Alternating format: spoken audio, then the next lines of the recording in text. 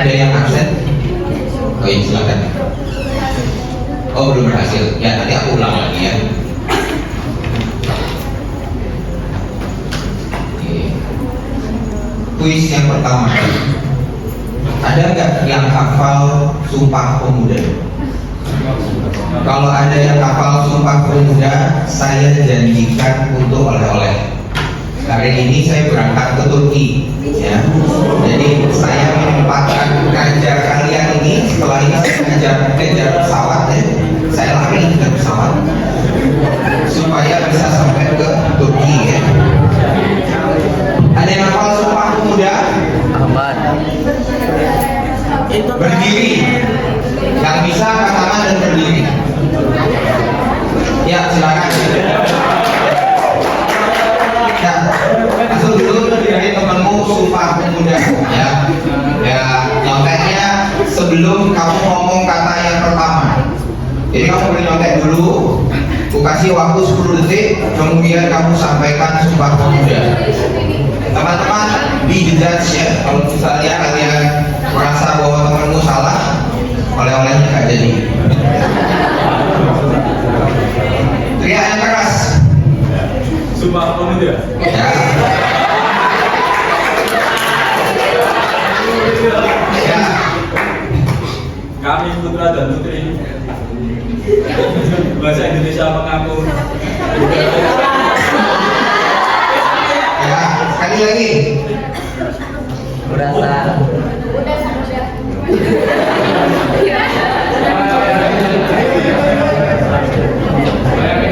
Ya. Sumpah Pemuda. Ya. Putra dan putri bahasa Indonesia mengaku bertumpah darah yang satu, bangsa Indonesia. Salah.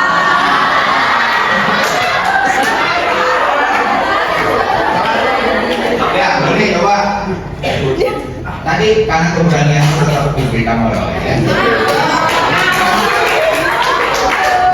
Sumpah Pemuda. Ya. Kami putra dan putri Indonesia mengaku bertumpah darah yang satu, tanah air Indonesia. Oke. Tanah Indonesia. Gawat, baca dokumen aja bingung. Yang kedua, Kami putra dan putri Indonesia mengaku berbangsa yang satu, bangsa Indonesia. Yang ketiga, kami putra dan putri Indonesia mengaku berbahasa yang satu. Pak, yang terakhir, ulang. Yang terakhir aja nomor 3. Kami putra dan putri Indonesia menjunjung bahasa yang satu. Menjunjung bahasa yang satu. Menjunjung bahasa persatuan, bahasa Indonesia.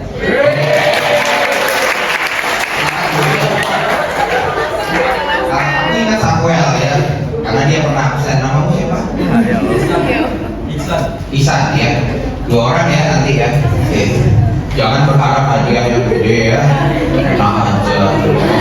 Saya ngajak istri dia yang besar. Ya. Oke. Ini membuktikan bahwa kita sebagai bangsa Indonesia itu kadang-kadang lupa sejarah ya. Nggak masalah karena saya juga lupa. Saya nggak hafal. Cuma hari ini diingatkan untuk upacara, syukurnya saya ngajar. Repot harus upacara ya. Anyway, karena saya mau pergi, jadi saya akan memberikan kuliah yang saya usahakan membantu kalian menempuh ujian dengan baik. Dan kuliah yang saya berikan itu ada clue-cluenya soal ujian yang akan keluar dari pihak saya. Tapi disclaimer-nya adalah kemarin salah satu dosen anatomi juga menghubungi saya karena semua materi tentang 1.4 itu guru saya yang memberikan, jadi minta slide saya. Jadi jangan kaget nanti ketika ada pemberian materi yang berikutnya itu slide-nya sama, saya yang buat ya, nggak ChatGPT yang buat ya.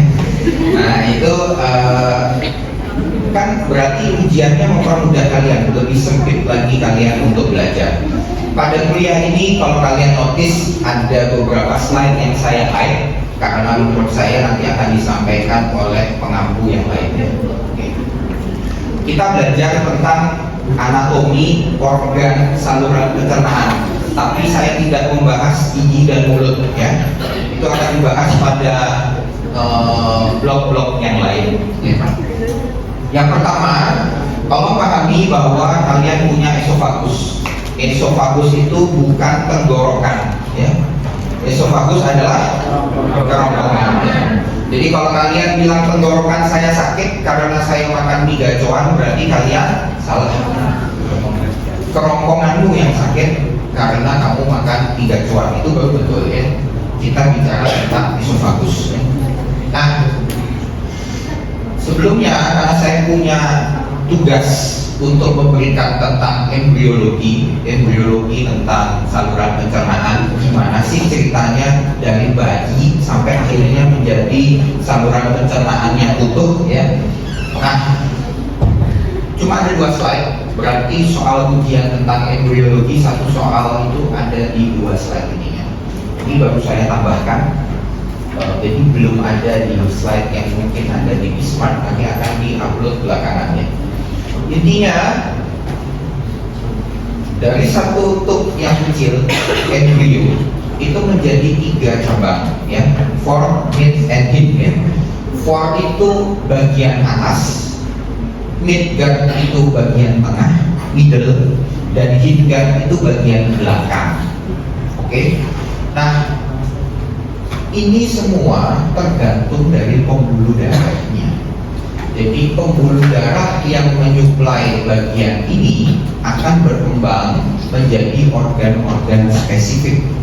Jadi sangat mudah menghafalkannya. Forgat, pembuluh darahnya pasti celiaca. Midgut, pembuluh darahnya pasti superior mesenteric artery, dan hindgut pasti inferior mesenteric artery. Dan ketiganya merupakan cabang dari abdominal aorta ya.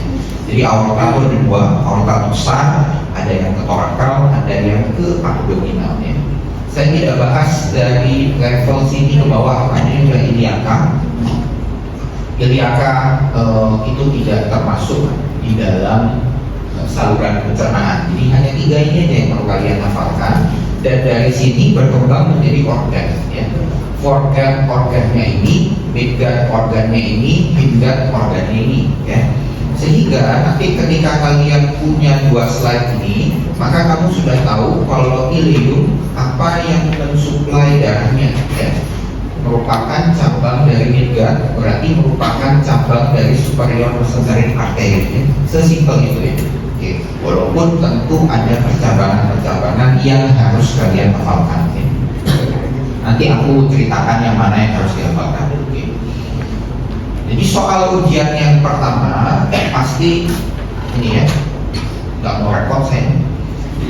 Dari organ, misalnya organnya apa saja, nanti saya salahkan salah satu, siapa tahu saya masukkan sigmoid colon di atas, berarti yang salah adalah sigmoid colon, kan gampang ya. Ini adalah organ, kalau diurut dari atas sampai ke bawah, inilah makananmu. Esofagus masuk ke gaster, kemudian nanti masuk ke duodenum, ke jejunum, ileum, kolon, dan akhirnya sampai ke rektal ya. Tetapi ada pembagian-pembagiannya, misalnya proximal duodenum yang di bagian awal masuknya ke foregut, pembuluh darahnya masuk ke sini, sedangkan yang distal masuknya ke midgut. Begitu juga kolon itu dibagi 2, ada yang komponennya midgut, ada yang komponennya hindgut ya. Kenapa sih repot-repot mau pelajari kayak gini? Karena nanti kalian akan melihat perbedaannya dari bentuk daripada kolonnya, dari bentuk daripada ususnya, begitu juga pembuluh darahnya. Jadi kalau melakukan operasi itu sesuai dengan pembuluh darah mana yang menjadi cabang ya. Pembuluh darah mana yang menjadi cabang, dan itu yang akan kita potong ya. Kalau kamu potongnya salah, maka segmen yang lain yang akan mati, dan itu akan menyulitkan kamu sebagai dokter bedah ya. Maka dari itu kepentingan kamu menghafalkan arteri ini luas nanti aplikasinya ya. Oke. Membahas organ-organ yang pertama itu esofagus. Esofagus intinya adalah bagian yang paling sempit dari saluran pencernaan, ya. Maka dari itu bisa tersedak dan bisa makanan nyangkut di esofagus. Kamu perlu dorongan air untuk saat kamu makan cepat ya. Onigiri Indomaret tuh ya, udah mau kuliah dokter TV, kamu buka onigiri terus kamu makan sekali lahap ya, nyangkut deh di sini. Nah, ketika nyangkut di sini ada gerakan peristaltik dari atas ke bawah dan dibantu oleh gravitasi. Bayangkan kalau dia bentuknya tidak seperti pipa dan tidak dari atas ke bawah, misalnya horizontal. Jika dia horizontal, maka makanan akan berhenti di situ ya. Sedangkan di sini ada paru-paru, ada jantung ya. Tutnya ini dibantu gravitasi dari atas ke bawah dan ada dua komponen ototnya ya. Saya kesini dulu. Ini dulu ya. Ada otot longitudinal dan otot sirkuler. Jadi ada bagian yang kayak cincin, ada bagian yang kayak pipa. Membuat kalau mereka berkontraksi ada dorongan untuk memecahkan makanan sedikit. Jadi esofagus tidak termasuk di dalam penyerapan ya. Dia hanya secara mekanik dia membantu pergerakan. Dengan adanya otot yang sirkuler dan otot yang longitudinal, maka makanan bisa kedorong ke sisi yang lebih jauh ya. Soal yang sering keluar apa? Penyempitan dari esofagus. Nih, pasien makan bakpao ya, nggak tahu nih poin kayaknya. Kalau bakpao nggak akan bisa opak seperti ini ya. Makan koin dan akhirnya nyangkut. Nyangkutnya selalu di tempat yang itu saja, karena di dalam esofagus ada 3 penyempitan. Penyempitannya itu sering kita sebut dengan sphincter. Sphincternya tidak bisa kamu kontrol ya. Kamu nggak tahu makananmu sudah nyampe lambung atau belum. Kamu nggak tahu kecuali dia nyangkut. Kalau dia nyangkut, kamu rasain kayak nyangkut di dada. Kamu tepuk-tepuk dadamu, kamu bantu dia supaya dislodge dan akhirnya ke bawah. Nah, penyempitannya areanya di sini. Ada apart esophageal sphincter, ada percabangan dari bronchus dengan aorta. Maka dari itu kedesak sedikit esofagusnya, jadi lebih sempit nih ya. Kemudian yang terakhir ketika dia masuk ke gaster ya, menembus diafragma. Jadi antara torak dengan abdomen ada diafragma. Diafragmanya bolong gitu ya, karena esofagus lewat, tapi di situ cukup sempit ya.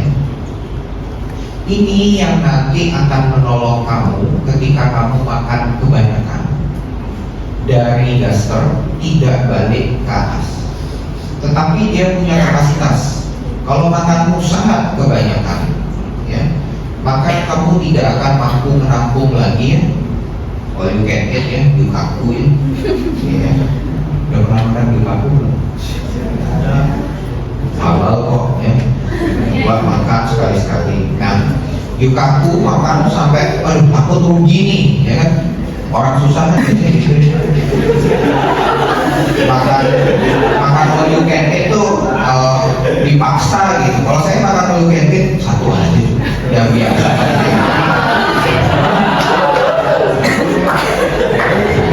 Habis makan dia akan lewat kapasitas daripada lower esophageal sphincter, jadi muntah. Masuk apapun nggak bisa ya. Jadi perhatikanlah kapasitas lambungmu, karena secara anatomi dia tetap punya kapabilitas. Soalnya itu kok paling di mana letaknya ya. Soal esofagus itu yang buat Dr. Priyo ya. Saya membuat embriologi ini, tapi nanti aku kontrol, aku bantu. Jadi bayangin tuh mau ke Turki ngajar kalian. Di Turki bikin soal tuh. Beli banget gak tuh ya? Nah, ini adalah histologi, nanti disampaikan oleh dosen histologi, tetapi intinya kita selalu ada mukosa, submukosa, dan bagian otot serta bagian luarnya. Luarnya ada yang halus, ada yang bagian serosa. Jadi kalau dia di luar esofagus, dia nanti akan bentuknya serosa, bagian paling luar. Makanan ini di dalam mukosa, submukosa, kemudian muscularis, dan akhirnya fibrous layer, karena ini esofagusnya. Oke. Nah, intinya esofagus itu ada 3 bagian, ada cervical, ada thoracal, dan ada abdominal. Jadi ketika belum masuk ke sphincter yang pertama, makanan itu masih ada di lehermu, ya. Kamu batuk-batuk berusaha untuk keluarkan makanannya, mungkin makananmu masih di cervical esophagus. Jika kamu nepuk-nepuk dadamu, dia nyangkut di situ, mungkin sudah di thoracal, ya. Kalau di abdominal esophagus, biasanya kamu tidak merasakan karena relatif space-nya lebih besar, ya. Oke, nah ini ketika dia masuk ke diafragma. Gaster ada di sebelah kiri.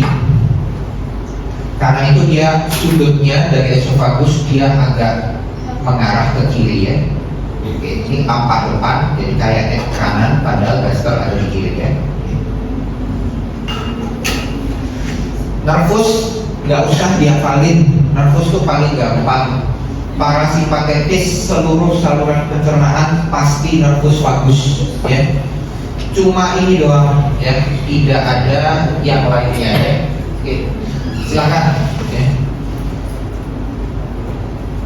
Pasti ikut upacara dulu, ya.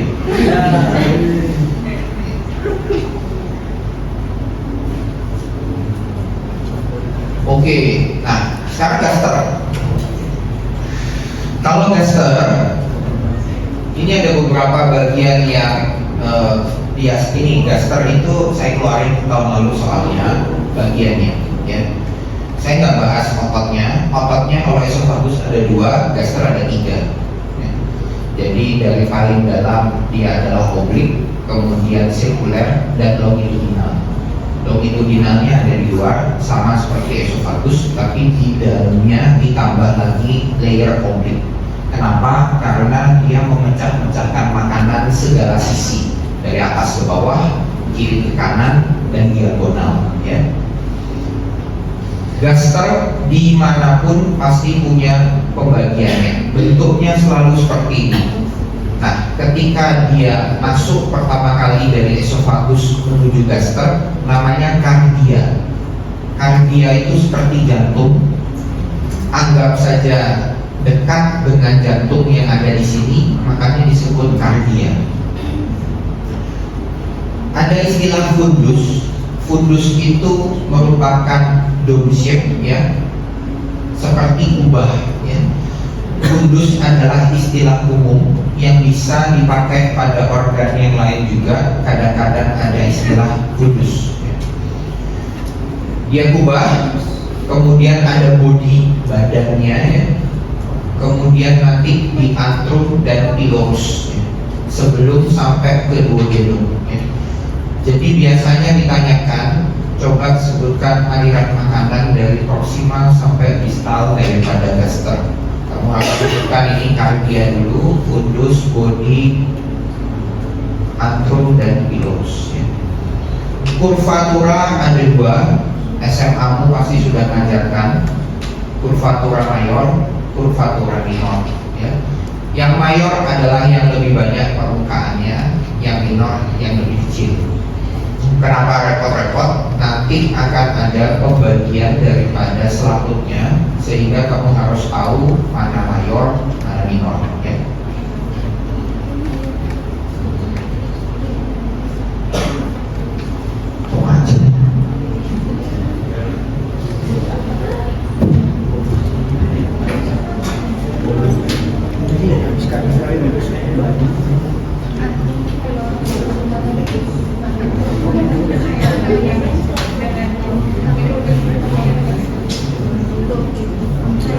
Oke.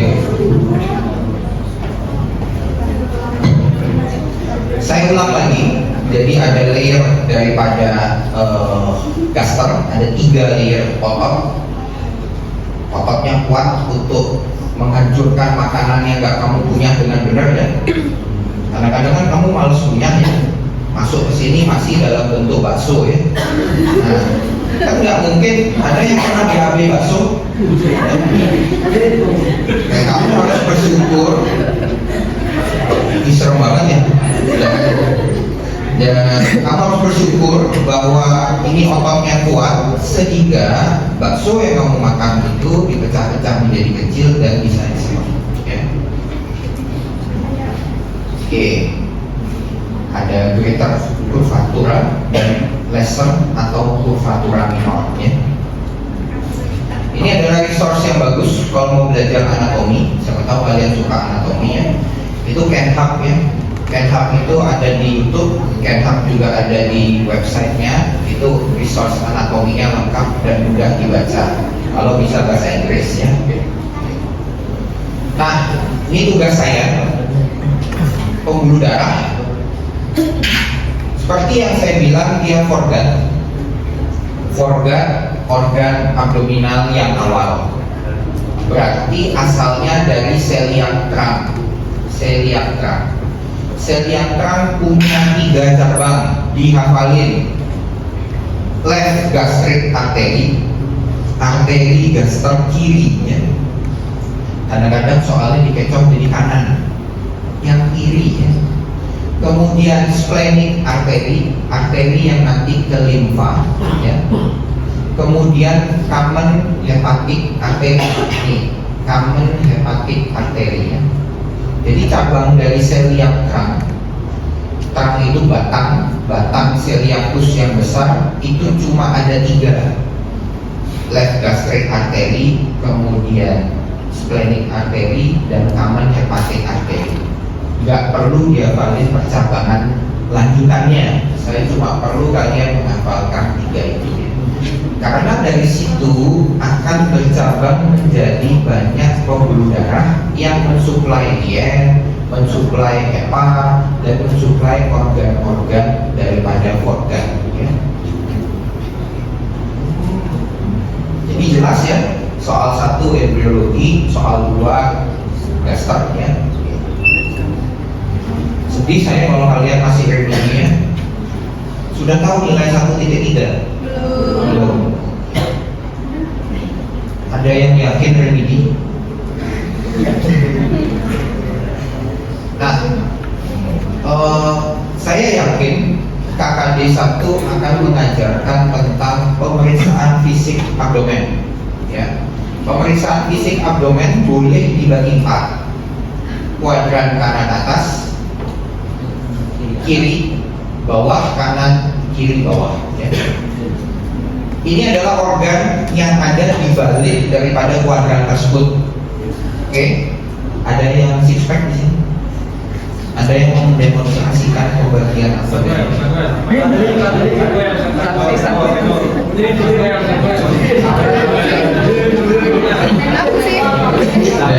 Dilarang beli temanmu ya. Nanti satu lompat dari sini loh. Oke. Soalnya kalau lompat bilang-bilang. Siap. Nah, kuadran 4 ini pembagian yang mudah, jadi jarang dipakai ya. Yang dipakai adalah 9 ya. Ini harus dihafalkan untuk kepentingan kamu menjadi dokter ya. Umbilikus adalah sentral dari semuanya, tengah ya. Kemudian sebelah kanannya kita sebut lumbar, bagian bawahnya kita sebut iliaka, iliak ya, karena pembagiannya adalah arteri iliaka baik kanan maupun kiri. Ini kamu boleh bilang hipogastrik di bawah gaster, atau kamu bilang suprapubik juga nggak apa-apa ya. Yang tengah adalah epigaster, epigastrium nyeri pada ulu hati, itulah yang disebut epigastrik. Kemudian hipokondria kanan dan kiri ya. Ini adalah tempatnya liver, ini adalah tempatnya lien, dan di sini ada gaster. Ini adalah umbilicus, di sini adalah jejunum, Di sini adalah organ-organ kolon misalnya, dan ini adalah rektum. Ini adalah tempatnya kandung kemih. Nah, ini nyeri. Kalau pasiennya mengeluh, dok saya sakit di sini, kamu sudah bisa berpikir kira-kira organ apa yang terkena. 9 kuadran ini akan diajarkan pada skills lab, tapi kamu harus tahu pembagiannya ya. Nih, jadi baginya gimana sih? Garis imajiner yang dibentuk dari mid clavicula ke bawah ya, membagi menjadi 9 ya. Oke. Ada pertanyaan sampai sini? Ya, silakan. Oke, jadi 9 ini ada garis imajiner dari mid clavicula, ada garis ke bawah ya. Kemudian ada 2 garis yang dibentuk, satunya dari sias. Ini sias ya, superior anterior iliac spine. Jadi iliac spine yang depan dan atas itu ada garis imajinernya. Dan satu lagi ada di pertengahan daripada arcus costa, ya ini namanya costa, arcusnya. Nah, itu membagi umbilikal tengah, jelas ada pusarmu, gampang. Ini adalah daerah lumbar.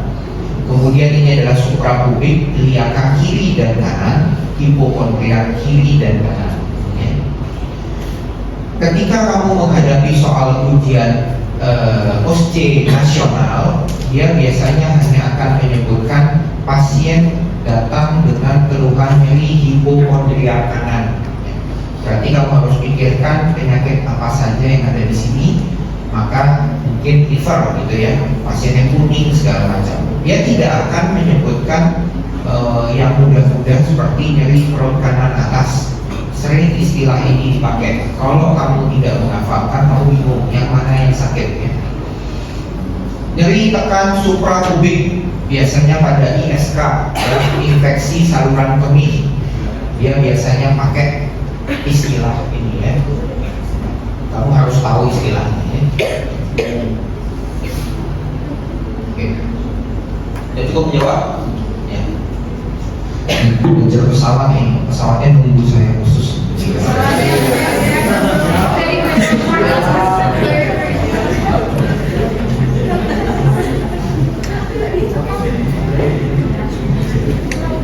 Ya, follow Instagram saya. Nah, kalau follow Instagram saya tuh, ya pakai nama asli gitu. Kamu tuh malu ya pakai nama sendiri. Kadang-kadang itu namanya ini saya bingung, tapi kok mahasiswa semua yang menjadi ini yang mutual friend-nya gitu kan. Tapi kok namanya alay banget. Fotonya juga bukan fotonya dia, gelap gitu fotonya. Saya takut di DM kan nanti ditawarin gitu ya produk-produk yang tak penting ya. Oke, kasihkan keseruan saya di Turki ya.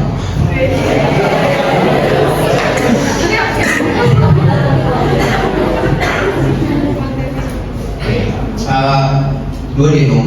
Ada slide yang saya hide karena buat saya stres nanti kamu menghafalkannya. Prinsipnya duodenum itu bentuknya C. Duodenum ini bagian pendek ya, namanya 12 jari ya. Ada 1, 2, 3, 4. Sependek ini aja dibagi menjadi 4 karena dia bentuknya C ini. Ada bagian superior, kemudian descending. Jadi kamu ngehafalinnya itu ngelogikakan aja, makanan itu selalu dari gaster, kemudian nanti sampai ke jejunum. Dia bentuknya C dari atas ke bawah. Maka dari itu ada superior dulu, kemudian descending, horizontal, baru ascending. Jadi dia agak naik sampai nanti ke jejunum ya. Kenapa dibagi? Pentingnya yang nomor 2 dan nomor 4 ya. Nomor 1 itu biasa karena merupakan transisi dari gaster. Nomor 3 tidak ada struktur khusus yang menjadi perhatian. Dia hanya mengitari pankreas. Di sini ada pankreas, tapi tidak digambarkan pada gambar ini ya. Ini ada pankreas dilindungi oleh nomor 3. Jadi biasanya kalau saya operasi nyari pankreas dari yang nomor 3 dulu, kita buka baru ketemu pankreasnya ya. Nah, yang nomor 2 itu tempat keluarnya semua kelenjar-kelenjar aksesoris, mau dari kantong bayi sampai nanti ke kamen CBD, kamen biliar duct ya, kelenjar atau ductus biliaris communis, dan pancreatic duct juga keluarnya di second part of duodenum. Jadi kalau ada pertanyaan di mana kelenjar-kelenjar ini bermuara, maka jawabannya adalah second part of duodenum. Duodenum saja tidak cukup untuk menjawab, tapi second partnya ya. Oke. Itu kepentingan klinisnya. Maka dari itu kalau trauma di sini biasanya atau ada tumor di sini, maka pasien biasanya kuning karena nggak bisa mengalirkan empedunya ataupun tidak bisa mengalirkan kelenjar-kelenjar yang dari pankreas ya, hormon-hormon yang dari pankreas. Oke. Dan yang keempat, karena dia sudah transisi mau ke jejunum, dia selalu tergantung di sini karena ada ligamentum of Treitz. Gak bisa dipindah kecuali ligamentumnya kamu potong. Jadi usus, kalau kamu operasi gitu, usus itu bisa digerakkan. Kamu bisa putar kanan, putar kiri, itu bisa. Makanya kalau kamu ditusuk, jangan dicoba ya. Kamu tusuk temenmu ya, itu ususnya terburai. Kenapa terburai? Karena tidak ada yang megang kecuali ligamentum of Treitz. Jadi ini menjadi titik patokan ketika kita sudah tahu, mau cari tahu duodenum mana, jejunum yang mana, kita cari ligamentum Treitz-nya, akarnya. Jadi ketika ditarik-tarik tidak mau keluar ya. Nah itu adalah ligamentum of Treitz. Bisa dikeluarkan, bisa kalau ligamennya dipotong ya. Oke. Ini hanya relasi saja. Kelebihan daripada duodenum ada namanya plica circularis. Jadi untuk menambah luas area permukaan penyerapan, maka bentuknya seperti lipatan-lipatan ya. Oke, nah, lipatan-lipatan ini ada tempat bermuara ductus yang tadi saya bilang. Nah, ini adalah tanda khas daripada duodenum ya. Ada muaranya, kemudian ada. Kalau kamu melakukan endoskopi, maka nanti kamu akan sampai ke muara ini. Oh, kamu yakin bahwa ini adalah duodenumnya. Oke. Arterinya dibagi menjadi 2. Duodenum sebagian diperdarahi oleh celiac trunk, sebagian lagi diperdarahi oleh superior mesenteric artery karena pembagian yang tadi di slide yang kedua. Nah, itu nggak perlu dihafalin ya. Intinya kalian tahu bahwa duodenum itu sebenarnya ada 2 pembagiannya. Nah, ini adalah jejunum ya, tempat penyerapan utama daripada makanan ya. Paling panjang jejunum. Seperti yang kamu lihat, dia berbelok-belok, tapi dia tubuler dan sifatnya relatif sempit ya. Banyak pembuluh darahnya untuk menyerap makanan. Itu yang membedakan dia nanti dengan kolon. Kolon nanti ada penjelasannya sendiri, lebih besar, tapi tujuannya menyerap air. Ada sedikit penyerapan makanan tapi menyerap air. Nah ini adalah usus buntu ya. Ileum, ini jejunum, ileum, kemudian nanti sampai ke cecum, ascending colon, transverse colon, descending colon. Di belokannya itu ada usus buntu atau kita sebut appendiknya. Karena di sini ada valve-nya, maka tekanannya di sini tinggi. Karena tekanan di sini ini sering tersumbat. makannya meredam. Itu adalah ceritanya usus buntu. Tidak ada saya pernah menemukan biji cabai, biji melon, semangka atau jeruk pada usus buntu yang dibelah ya. Jadi itu mitos. Banyak-banyaklah makan cabai ya. Siapa tahu usus buntu. Tapi tidak ada hubungannya. Isinya murni feses ya. Apapun yang kamu makan bisa jadi feses. Jadi banyak orang yang kurus usus buntu, banyak orang yang vegan, vegetarian yang tetap vegan ya, bukan vegetarian biasa ya, juga usus buntu ya. Maka dari itu tidak mesti apa yang kalian makan membuat usus buntu. Oke, ini adalah tanda khas daripada ileum, adanya vasa recta. Jadi pembuluh darah yang berkelok-kelok seperti ini untuk menyerap daripada makanan sebelum akhirnya masuk ke sekum dan ke kolon ya. Ini adalah segmen terakhir daripada usus halus atau usus kecil atau short atau small bowel ya. Istilah-istilah small bowel itu adalah usus kecil. Nah, bagian akhirnya adalah ileum. Jangan bingung kalau mendengar istilah-istilah yang beda-beda sedikit ya. Ini pembuluh darahnya. Semua cabang daripada superior mesenteric artery ya. Superior mesenteric artery bercabang-cabang menjadi ileocholic artery, gampang hafalinnya, ileum, oke, dan kolon. Jadi ileocholic artery dia memperdarahi dari sini sampai sini. Kemudian ada right cholic artery, arteri kolon kanan. Kemudian ada middle cholic artery, ya, ini middle cholic artery. Ini semua adalah pembuluh darah masih pada superior mesenteric artery, usus kecil sampai ke sebagian usus besar. Midgut, superior mesenteric artery itu midgut. Nah itu yang tadi saya bilang kenapa harus menghafalkan. Karena kalau kamu potong, ini kamu potong di sini right cholic artery, ya. Kamu tidak boleh hanya mengambil sedikit segmen daripada kolon. Nanti yang lain mati.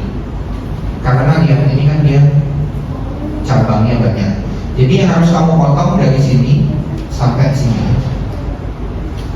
Nih misalnya ileocholic artery dia cabangnya sampai sini. Berarti yang kamu potong minimal dari sini sampai sini. Ketika kamu potong ini, tapi ususnya kamu potong cuma segini, pasiennya akan datang lagi ususnya bocor karena tidak mendapat suplai darahnya. Itulah pentingnya kamu belajar anatomi pembuluh darah, mana yang tersumbat, mana yang kamu potong akan mempengaruhi cabang-cabangnya. Kalau usus buntu, ini usus buntu, ya nggak di sini dipotongnya ya. Yang dipotong hanya appendicular artery, ini doang yang diikat kecil, terus usus buntunya dipotong, selesai udah. Oke. Ini adalah saraf yang namanya mengikuti daripada vaskularisasinya. Perlu dihafal, nggak usah. Ya. Short bowel, short bowel. Ada yang mau ditanyakan?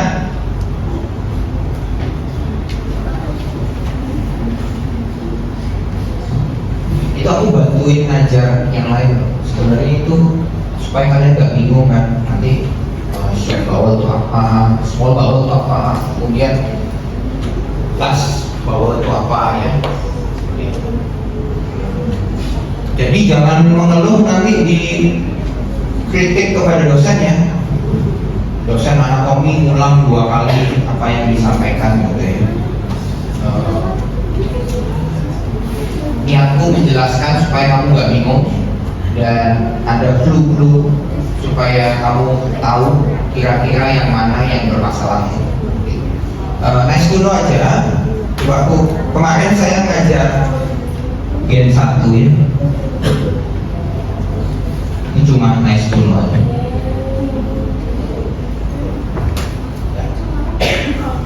Ini usus buntu nih.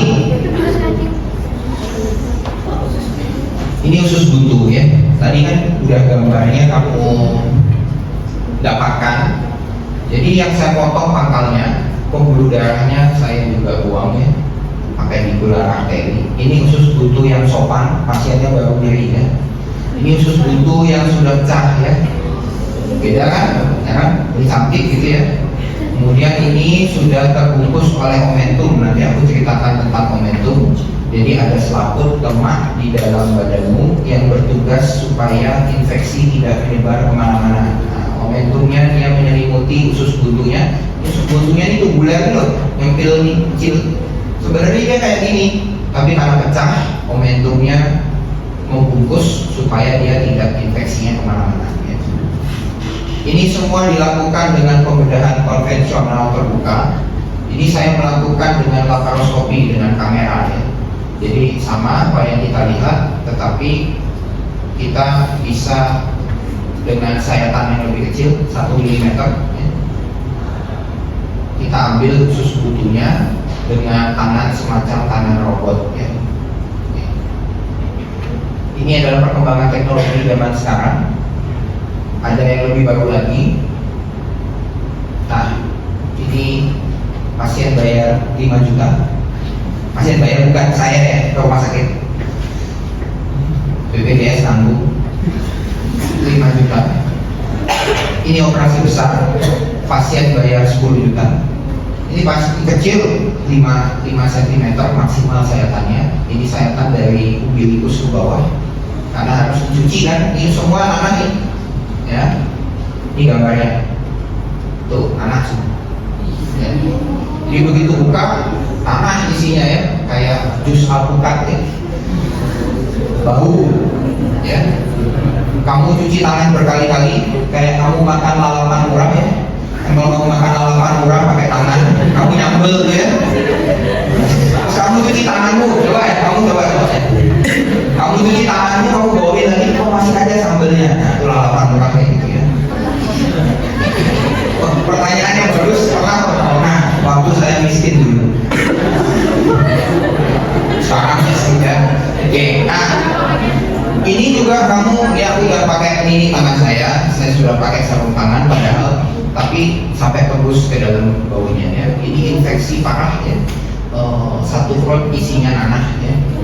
Nah, kayak gini bentuknya ya. Kulpritnya, pelakunya adalah ini ya. Nah, ini tadi 10 juta, kalau ini pasien 30 sampai 40 juta ya. Oke. Tapi kalau sudah berkuah kayak gini, nggak bisa dilakukan seperti ini ya. Bohong. Gimana caranya kamu nyuci segitu banyak nanah dengan alat yang minimal ya. Pasiennya akan datang lagi, kesakitan lagi. Buat dokter bedah, pasien datang 2 kali itu membuat susah tidur. Pikiran dia itu datang lagi karena puas, ingin konsultasi untuk penyakit yang lain, atau datang lagi karena komplain ya kan, nggak tuntas penyakitnya. Nah, itu ini jangan, jadi seleksi ya. Dulu saya melakukan ini karena dulu nyari duit ya. Itu adalah sindrom dokter yang baru lulus. Saya baru lulus dokter bedah, berpikir bahwa semua harus saya kerjakan, maka saya mengerjakan ini. Apalagi saya baru pelatihan di India, saya pelatihan di India 1 bulan, diare saya 1 bulan ya. Demi belajar ini ya, demi belajar ini. Kamu pernah lihat orang berak di jalan? Itu cuma di India ya. Penyakit dia berak gitu ya. Habis berak dia muda-muda manisannya ya.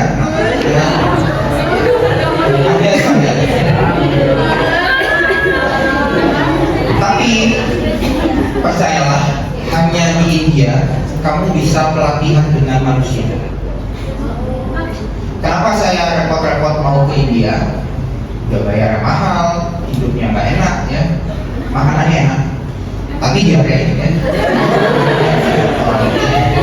Diare ya, nggak tahu spicesnya itu beda ya.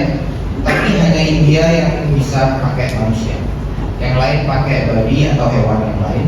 Di Indonesia Amerika, manapun, Thailand pun semua pakai hewan coba, tidak boleh pakai manusia.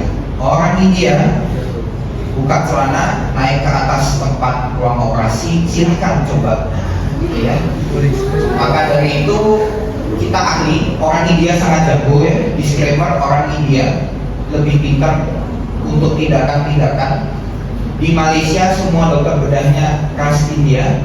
Di UK, kalau yang udah pernah ke UK, aku udah lihat Instagramnya ada yang pamer ke UK.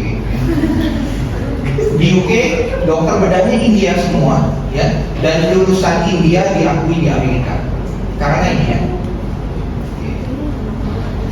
Nah, ini adalah gambar sedikit aja video penampakan daripada pergerakan dari usus itu ya. Lanjut gitu ya. Nah, ini ada hernia ya.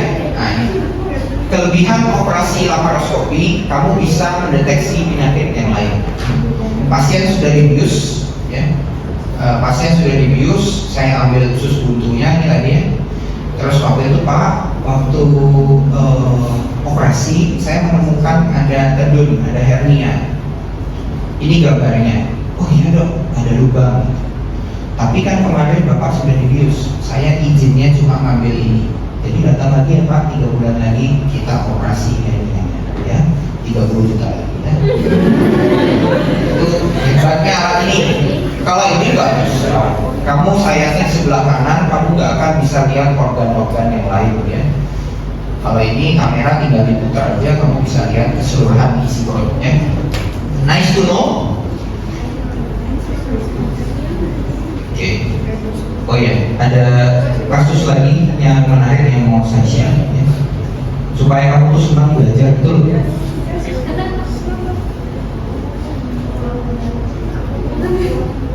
Ini pelajaran kakak kelasmu kemarin. Ya, nanti juga kamu akan belajar yang sama ya. Nah, ini kan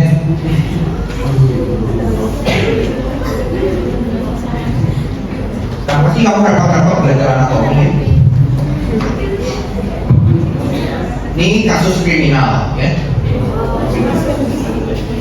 Saya menghabiskan waktu saya di pengadilan untuk menjadi saksi ya. Jadi sahabat si A dan si B ya. Ini namamu siapa? Isan. Ya, Isan sama Sakwel ya. Sakwel, pinjam uang dong. Itu ceritanya nih, kasus nyata ya. Pinjam uang dong, Sakwel meminjamkan uang ya, karena Sakwel lagi kaya. Habis itu kalian main kartu bareng sambil mabuk. Sakwel tanya, San, uangnya kemarin gimana? Balikin dong. Terus Isan bilang, aduh belum ada nih, lagi susah makan aja dulu hari ini. Tapi mabuk ya kan? Jawabannya Samuel sebagai korban, ya udah nggak usah bayar, istrimu aja kasih aku.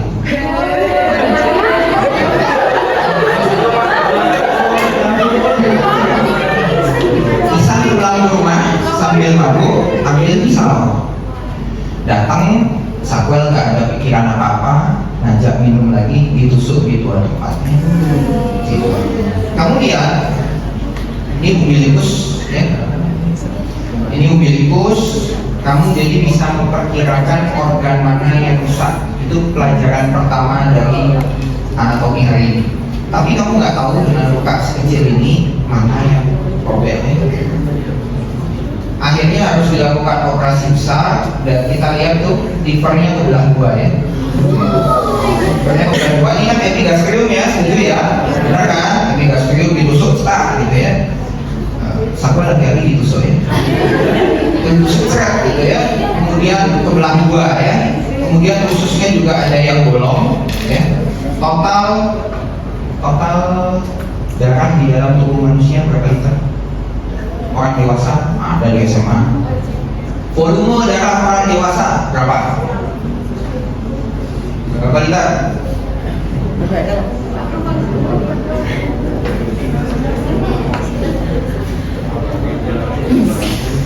Jawabannya 5 liter ya. perdarahannya 6 liter. Tuh, ini 1,5 kali 4 ya. Jadi semua darah pasien sudah keluar dan pasien digantikan dengan darah orang lain. Pasiennya sempat hidup 3 minggu, akhirnya meninggal. Pasiennya dari percobaan pembunuhan menjadi kasus pembunuhan. 3 minggu pasiennya sempat bersaksi ya. Jadi itu wasiat terakhir pasien ke kantor polisi. Polisinya datang ke rumah sakit, kemudian wawancara. Khususnya semua oke, tapi ketika darahmu digantikan semuanya oleh darah orang lain, badanmu tidak mampu untuk menerima darah itu. Semua komponen-komponen imunologi yang ditransfusikan dari darah orang lain ke dalam ini, jadi 6 liter ya semuanya masuk ke sini. Akhirnya ditolak pasiennya meninggal karena demam infeksi, akhirnya meninggal. Nah, itu tidak bisa, yang bisa saya tolong ini, kalau ini saya nggak bisa tolong ya. Mengerikan ya, begitu kepikiran lagi, nanti dipanggil ke pengadilan, repotnya. Ini kasus yang menarik, tapi semoga kalian tidak berhadapan dengan kasus seperti ini ya. Jadi ada yang masih mau jadi dokter bedah? Oh ya. Oke, cepat aja. Kolon itu mulainya dari sekum. Kalian lihatnya dari lubangnya, ada namanya ileocecal valve. Ada katupnya ya. Jadi makanan dari sekum nggak balik lagi ke ileum. Makanan di sini akan langsung nanti akan keluar lewat rektum, tidak balik ke ileum, kecuali katupnya tidak kompeten. Ya. Antara tekanannya terlalu tinggi karena ada tumor misalnya, antara tusuk tadi. Ya. Jadi makanan ada di sini. Itulah yang menyebabkan tekanannya tinggi, bisa terjadi radang usus buntu. Dari sekum naik ke ascending colon, transverse colon, dan descending colon, sampai akhirnya sigmoid, sigmoid colon, dan akhirnya rektum. Ya. Apa tanda khas dari ini? Tanda khasnya ada 3. Nih, ya Valen nih, mungkin Dr. Prion mengeluarkan ini ya. Dan ini juga yang membantu kamu ketika kamu menghadapi kasus bolong, usus bolong. Kamu tahu segmen mana yang bolong, karena ada 3 ini ya. Ada lemak yang menggantung, kemudian ada haustra, dan ada taenia coli. Apa itu? Taenia coli itu lipatan ususnya. Tuh, mengikuti ya. Ini taenia coli. Tuh. Haustra itu lipatan horizontalnya, jadi membentuk seperti cincin-cincin. Ini kan kalau tubular pipa biasa seperti pembuluh darah, ini kan tidak ada cincinnya, dia benar-benar seperti pipa. Nah kalau ini dia ada struktur cincin-cincinnya, itu disebut haustra. Ini khas pada kolonnya. Kamu menemukan 3 ini, berarti kamu yakin dia kolon. Tinggal kamu pikir dia kolon mana. Untuk tahu kolon mana, tinggal lihat dia di sebelah mana. Kalau sebelah kanan atas atau kiri bawah, kamu sudah tahu itu kolon yang mana. Yang penting itu kolonnya dengan ini 3 ini aja. Ini doang yang harus kamu hafalin ya. Arteri daripada kolon ada superior mesenteric artery, seperti yang aku bilang tadi, dia dibagi 2, sebagian masuk midgut, sebagian masuk hindgut ya. Superior mesenteric dengan inferior mesenteric beserta percabangannya ya. Jadi superior mesenteric percabangannya ada ileocolic, right colic, dan middle colic artery. Dan untuk inferior mesenteric dia ada left colic artery dengan sigmoid artery ya. Ini memperdarahi seluruh kolon ya. Jadi kamu hafalin aja pakai slide yang ini. Ini saya cari dari internet gimana caranya supaya kamu gampang untuk menghafalkannya. Percabangannya apa, segmen khususnya yang mana, ini udah jelas. Jadi percabangan superior mesenteric artery, kalau kamu potong pangkalnya segini usus yang harus kamu ambil. Kalau untuk inferior mesenteric artery, kalau segini yang kamu pangkalnya potong, segmen khusus yang kamu ambil segini. Nah, itu sudah saya gambarkan dalam satu slide ini ya. Oke. Membahas sedikit tentang selaput. Jadi aksesoris apa, kan kolon udah selesai. Aksesoris apa yang ada di dalam perut? Nah, salah satunya adalah selaput. Selaput itu kita sebut omentum. Kenapa disebut greater omentum? Karena dia ada di greater curvature of lambung gaster ya. Jadi greater curvature ada lesser curvature, berarti juga ada lesser omentum ya. Omentum ini adalah selimut yang tadi saya bilang berisi pembuluh darah ya. Ketika ada infeksi dimanapun, dia berusaha untuk mengarah ke infeksinya sehingga infeksinya tidak menyebar kemana-mana.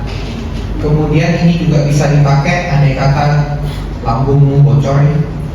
Jangan sering minum jamu, jangan sering minum anti nyeri ya, karena lambungmu saking dia asam ya, kemudian ditambah dengan asam lambung, maka lambungnya bolong. Ketika lambungnya bolong, kita bisa tambal dengan omentum. Jadi omentumnya saya pakai untuk menambal lubang daripada lambung ini. Sedikit tentang rektum. Karena saya ditugaskan untuk pembuluh darah, intinya adalah pembuluh darah rektum itu ada yang eksternal, ada yang internal ya. Nah, di internal, eksternal. Kalau kamu tahu, mungkin kamu pernah tes sebelumnya, itu adalah ambient hemorrhoid ya. Hemorrhoid itu sebetulnya varises, tapi di pantat ya, pembuluh darahnya melebar ya. Kalau di kaki biasanya varises kaki kita ngomongnya, pembuluh darahnya kelihatan berkelok-kelok. Kalau di pantat kita ngomongnya ambient hemorrhoid.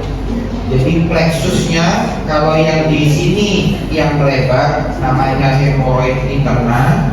Kalau yang di sini yang sampai kelihatan bentuk hemorrhoidnya itu disebut hemorrhoid eksterna ya. Ada internal, ada eksternal. Jadi ikat pembuluh darahnya supaya tidak kembung ya. Oke. Rata-rata anak sekarang karena suka main gadget dan laptop itu duduk terus ya. Akhirnya terbentuk ambient ya. Saya yakin kalian sudah ada yang punya ambient, cuma malu aja ngomongnya. Nah, kalau ambient sudah saya jelaskan dia pembuluh darah, maka kalau lewat kotoran kemudian menggesek pembuluh darahnya bisa terjadi perdarahannya. Nah, itu tolong diperhatikan ya. Oke. Arterial supply-nya dari superior rectal artery, middle dan inferior. Gampang, rektum itu rectal artery ada atas, tengah, bawah. Udah, nggak usah dihafalin lagi yang lain. Venanya juga namanya sama, superior, middle, inferior ya. Oke. Kemudian sedikit tentang dinding abdomen. Sebetulnya kalian sudah belajar di muskuloskeletal ya. Karena nanti kamu akan belajar tentang hernia, kelainan pada dinding abdomen. Maka dari itu kamu harus tahu abdomennya. Ini eksternal oblik, eksternal bagian paling luar, di dalamnya ada internal oblik ya. Eksternal, internal, seratnya berlawanan. Kemudian ada transversus abdominus ya. Di dalamnya bentuknya seperti ini ya. Ini kalau di dalam perut ya. Kemudian dilihat dari luar ke dalam. Yang samping ya, eksternal oblik, internal oblik, transversus abdominus. Yang di tengah six packmu itu namanya rectus abdominus ya. Jadi kalau kamu menyebutkan lapisan dinding perut dari luar ke dalam, yang ini yang disebutkan ya. Yang ini yang terakhir, karena ini letaknya hanya di tengah otot ini, six pack itu di tengah, nggak di samping-sampingnya. Kalau lapisan ototnya itu luka akibat operasi dan dia tidak kompeten, maka bisa terjadi hernia, khususnya nyembul keluar gitu ya. Walaupun tertutup kulit, tapi dia keluar gitu. Nah, itu yang disebut hernia ya. Saya ulang kembali, ini adalah lapisan ototnya yang di samping eksternal, internal transversus abdominus. Kamu sudah tahu itu semua. Kemudian ada yang di tengah rectus abdominus ya. Kita belajar tentang peritoneum adalah selaput. Kalau di dada namanya pleura. Ada visceral pleura, ada parietal pleura kalau di dada. Begitu juga di perut, ada visceral peritoneum yang membungkus organnya, dan ada parietal peritoneum yang melapisi dalam dinding abdomen. Jadi dinding dalam abdomen akhirnya melapisi organ dalamnya, berubah menjadi visceral peritoneum ya. Ketika ada rangsangan, misalnya infeksi peritoneumnya ikut meradang, itu yang disebut peritonitis. Itu penyakit baru lagi dipelajari oleh kakak kelasku sekarang ya. Kenapa kamu perlu belajar ini? Karena ada organ yang letaknya, jadi gini, kamu tidak boleh lagi sebagai mahasiswa kedokteran menyebut semua organ itu dalam perut ya. Ginjal juga di dalam perut ya, tetapi letaknya ada yang intraperitoneal dan ada yang letaknya ekstraperitoneal. Jadi nanti ketika kamu belajar, kamu sudah tahu kelainannya ada di intra, organ mana saja yang masuk intra nanti saya jelaskan, dan yang mana yang ekstra. Ginjal itu memang di dalam perut, tetapi dia ada di luar daripada peritoneum. Maka dari itu dia terpisah. Kamu buka perut dari depan, kamu nggak langsung lihat ginjal, ya. Kamu buka dari belakang, kamu lihat ginjal, tapi tidak lihat usus. Ya. Jadi tidak mungkin kamu ditusuk di belakang, usus yang keluar. Ya. Kamu tidak mungkin ditusuk dari depan, ginjal yang keluar. Oke, karena ada selaputnya, ya. Itu yang disebut peritoneum. Ya. Nah, ini gambar yang lebih jelas tentang peritoneum. Manekin yang persis seperti ini ada di lab anatomi untuk memperlihatkan peritoneumnya, lapisan-lapisannya ya. Oke. Nah ini organ intraperitoneal dan ini organ ekstraperitoneal yang dibagi menjadi retro. Retro itu di belakang, ginjal ya. Ginjal itu adalah organ retroperitoneal. Nah, kamu kalau belajar ini akan gila, bingung ya, karena nggak bisa membayangkan. Karena itu saya simplify menjadi satu tabel dan satu soal akan saya keluarkan dari tabel ini ya. Organ mana yang masuk intraperitoneal, organ mana yang masuk ekstraperitoneal ya. Dan mana dari ekstraperitoneal itu yang retro dan infra ya. Maksudnya apa? Ketika kamu membuka perut, tidak semua organ yang saya sebut tadi kelihatan langsung ya. Jadi ketika kita berhadapan dengan trauma tusuk yang tadi, saya sudah curiga karena tahu dia tusuknya dari depan. Berarti yang mungkin kelihatan adalah yang ini ya. Saya tidak berpikir organ-organ yang ini. Nah, itu kepentingannya. Contoh, pankreas itu ternyata letaknya di belakang. Tadi saya bilang, saya buka dulu duodenum, baru kelihatan pankreas. Karena pankreas letaknya ada di belakang. Dia ada di dalam perut, tapi di belakang. Begitu juga ginjal dan aorta ya. Jadi kamu gak akan lihat langsung abdominal aorta, apalagi inferior vena cava. Kamu harus buka dulu peritoneumnya ya. Seperti yang dilihat, ada organ yang sama, duodenum, part 1 intraperitoneal, sedangkan duodenum yang lain ternyata retroperitoneal ya. Nah ini harus di hati-hati. Begitu juga kolon. Kolon ada yang langsung kelihatan karena dia intraperitoneal, misalnya transvers dan sigmoid, sedangkan ascending dan descending kolonnya ternyata retroperitoneal. Ya, ini menjadi pembagian yang mutlak dihafalkan.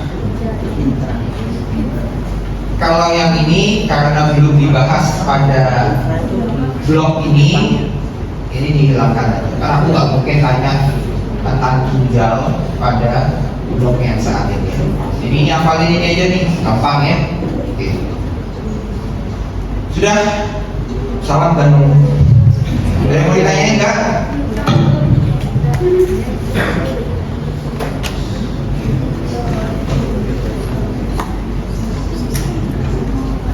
Banyak kasus-kasus menarik, banyak gambar-gambar yang bisa saya tunjukkan kapan-kapan ya.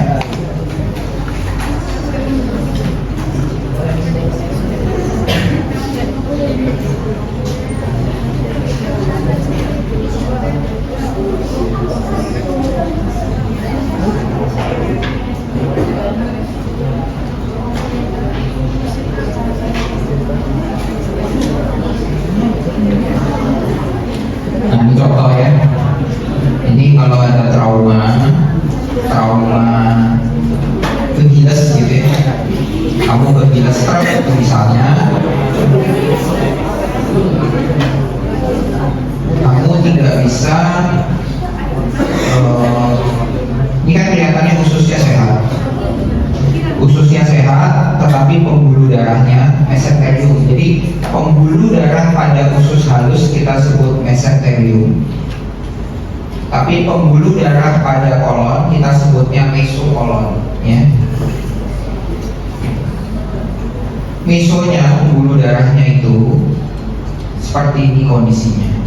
Maka dari itu jangan kamu biarkan dan kamu tutup, kamu selesaikan operasinya. Percayalah pasiennya balik lagi dengan kondisi ini sudah membusuk ya. Oke. Ini ada gambarnya nih. Nah nih, kayak ini.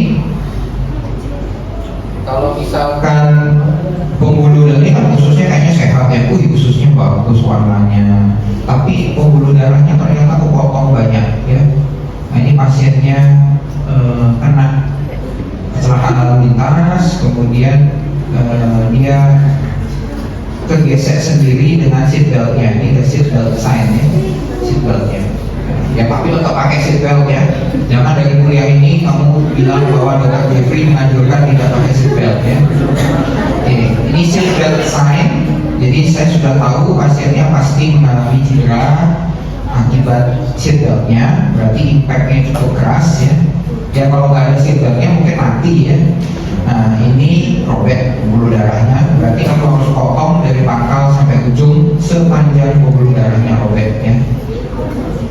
Kalau tidak nanti dia bentuknya seperti ini. Jadi ada kasus di mana pembuluh darah mesenteriumnya, mesenteri ini kesumbat. Cuma satu pembuluh darah yang kesumbat, tapi segini panjang usus yang harus dipotong ya. Ini saya ambil dari buku ya. Tidak dideskripsikan kondisi pasiennya, tetapi saya yakin pasiennya tidak mampu bertahan ya. Karena pasiennya akan meninggal dengan kondisi malnutrisi, tidak ada usus yang menyerap makanannya ya.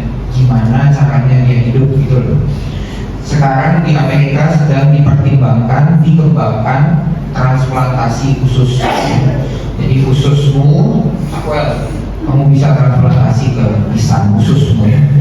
Makan segar ya, kalau makan jorok kasihan lisannya.